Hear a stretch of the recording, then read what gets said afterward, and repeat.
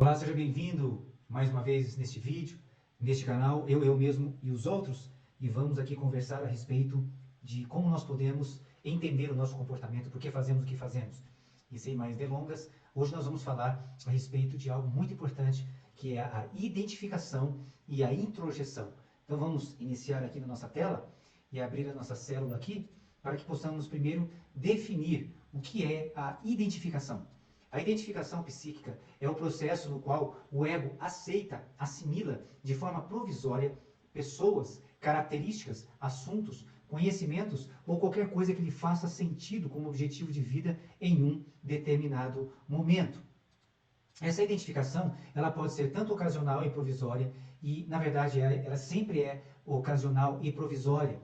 Ela está sendo considerada, será considerada ativa, até que possivelmente ela possa ser introjetada, consolidada.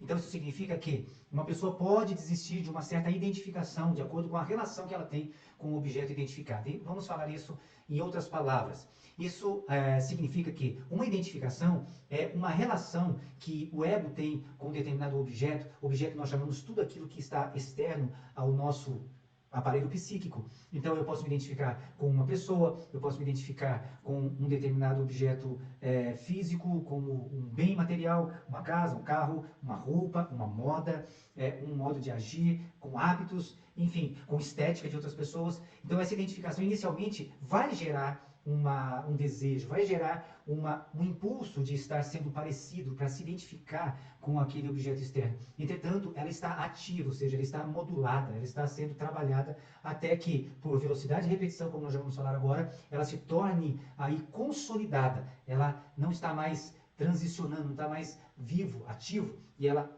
consolida e ela se torna algo mais sólido. Então, essa identificação, ela é sempre no início dessa relação e pode mudar. Então, vamos falar um pouquinho sobre a introjeção. A introjeção o que é? É o que acontece depois que já houve uma identificação. Ou seja, o ego entendeu que é agradável. Como? Pela repetição e velocidade. A repetição e velocidade de determinados relacionamentos, comportamentos, ele vai modulando aquele ego àquele ambiente em que ele está inserido. Então, você já ouviu falar que nós somos o produto das 5 pessoas que nós mais convivemos. Nós somos aí o produto do meio onde nós estamos. Como disse o próprio Jesus, diga-me com quem você anda e eu vou dizer quem você é. Nós somos o resultado dos nossos ambientes, resultado dos ambientes familiares, de amigos, de trabalho e assim por diante, porque nós estamos introjetando.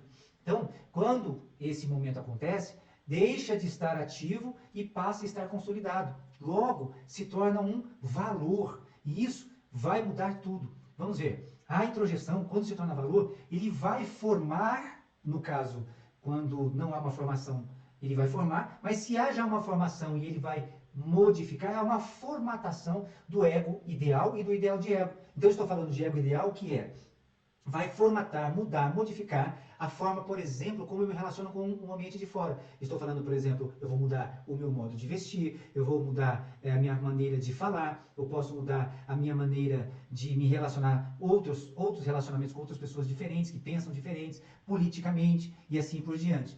Então, nós vamos ver que a introjeção vai impactar a formação e a transformação, tanto da personalidade como do caráter. Então, nós podemos ser altamente modificados pelo processo da identificação, da introjeção. Identificação ativa e introjeção já consolidada e depois ela se torna um valor. Então, vamos analisar um pouquinho mais isso e vamos nós verificar que nós podemos e temos que concluir, segundo o próprio Freud, a evolução moral e espiritual do ego está ligada diretamente, segundo Jung também, a novas identificações e introjeções nas vivências e experiências no decorrer da vida. Porque Jung diz que o ego é o responsável pela evolução do caráter e também da personalidade. E isso vai estar acontecendo, essa evolução do caráter e da personalidade vai estar intrinsecamente, obrigatoriamente ligado às identificações, novas identificações e novas introjeções e novos valores na relação com o nosso ambiente. Isso vai trabalhar o nosso comportamento, vai gerar novos resultados e vai gerar também novas expectativas. Então vamos lá. Essas identificações e introjeções têm a função de dar novos formatos ao ideal de ego e ego ideal, ou seja, vai modificar valores e comportamentos, sempre comparando com valores e comportamentos passados. Então vamos dizer assim, não vamos dar um exemplo, eu escrevi aqui, olha só. Exemplo 1, vamos lá. Eu não gosto do meu corpo esteticamente, é desagradável. E agora eu me identifico com o corpo de tal pessoa que eu estou olhando. Então se identificou. Logo, ela vai consolidar como eu sei que foi consolidado? Mudei meus hábitos alimentares e físicos e já estou com o meu corpo parecido com o corpo daquela pessoa que eu me identifiquei e introjetou, ou seja, se tornou valor. Então, o que prova que se foi introjetado é a mudança de comportamento. O que prova que é introjetado é a mudança de relacionamentos, de ambientes. Isso é muito importante. Vai introjetar novos valores, novas relações e novo caráter e novo formato de caráter e de personalidade. Então, é importante. Olha o exemplo 2. Eu sempre tive uma imagem religiosa muito rígida em relação à minha sexualidade, que foi gerada pelos meus pais e meus avós, por exemplo, educadores. Agora, isso é uma identificação. Nesse momento, estou flexibilizando minha visão da sexualidade de acordo com novas informações que antes não tinha. Então, ela está flexibilizando essa rigidez da sexualidade que foi herdada pelos seus antecessores, seus pais, seus educadores, e está flexibilizando para uma nova visão de sexualidade. E ela pode consolidar isso e mudar seus comportamentos com relação ao seu cônjuge, por exemplo. Então, eu posso concluir que sempre a identificação vai buscar algo agradável. Só existe identificação com o agradável, nunca com o desagradável. Então, sempre o ser humano parte do desagradável para o agradável. Ou ele parte do sofrimento, toda a alavanca do ser humano é o sofrimento. Ele parte do sofrimento desagradável para uma busca de alívio. Então ele pode voltar novamente ao sofrimento quando ele, de alguma forma, desiste daquela identificação, ele não consegue introjetar, não consegue tornar aquilo valor. Então significa que não se tornou valor, não introjetou, ele vai voltar para a sua origem.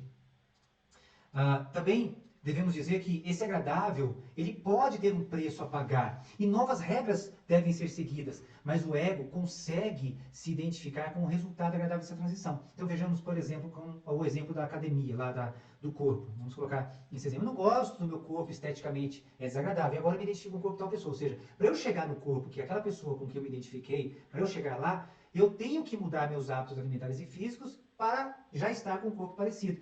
Então, essa pessoa decidiu pela introjeção, foi valor, fez sentido com o objetivo de vida, transformar o seu corpo. Mas ela não enxergou em si o desagradável que é para ela aquela atividade física, não gosto de ir na academia, ou não gosto desse alimento. Não, ela não olhou para o desagradável, ela olhou para o agradável, que é o resultado, que é o corpo que ela almeja. O que isso significa? O que isso pode nos ajudar no nosso dia a dia, na nossa vida? Ao invés de você olhar para o que você tem que fazer para chegar no resultado agradável, olhe sempre para o resultado. E assim vai se tornar uma ponte para o agradável, o processo que tem que ser feito. Então, isso nós podemos dizer que, quando é agradável, nós chamamos psicanaliticamente de ego sintônico. O ego sintônico permite a sintonia pelo princípio do prazer, princípio do agradável. Esse agradável se torna valor e o valor forma o caráter e a personalidade. Então eu sempre tenho que forçar, eu tenho que trocar o chip, eu tenho que driblar, de alguma forma, a visão que eu estou tendo do que eu preciso fazer e encontrar dentro deste processo o que será agradável. Então vai se tornar ego sintônico. Se for ego distônico, eu não vou conseguir, porque vai impedir a sintonia, se torna desagradável nunca será valor, nunca vai formar personalidade e caráter. Então, veja bem, se você precisa de algum resultado na sua área financeira, na sua área de relacionamento, na sua área de intelectualidade, espiritual, social, seja qual for, se você tem que pagar um preço, você tem que fazer algo que inicialmente é desagradável, pelo que você não está acostumado a fazer, vai ter que sair daquela suposta zona de conforto, vai ter que passar por um momento desconfortável para obter o resultado, olha lá na frente o resultado e procure pessoas, procure referências que já estão lá e olhe para as referências agradáveis. Então, você vai conseguir fazer com que o ego olhe lá na frente. Então, vai olhar sempre o agradável, olhe o agradável. Por exemplo, tenho que melhorar as minhas finanças. Então, eu tenho que economizar, ou eu tenho que trabalhar mais. Não gosto disso? que eu vou fazer? Ah, mas eu vou visualizar uma imagem de uma viagem, que é dos meus sonhos. Eu vou ficar visualizando o tempo todo o carro dos meus sonhos. Hipoteticamente, estou dando exemplo, uma casa dos meus sonhos, ou a realização de um desejo dos meus filhos. Então, eu fico focando a imagem agradável. Então, eu passo pelo processo de transição dessa ponte que não é agradável para o ego, e eu consigo ter disciplina para alcançar os meus, ou você vai conseguir os seus objetivos, tá bom? Se você gostou, se inscreva no canal, dá o seu like aí, aperta o sininho e vamos em frente juntos em direção a essa jornada do nosso autoconhecimento. Um grande abraço e até o próximo.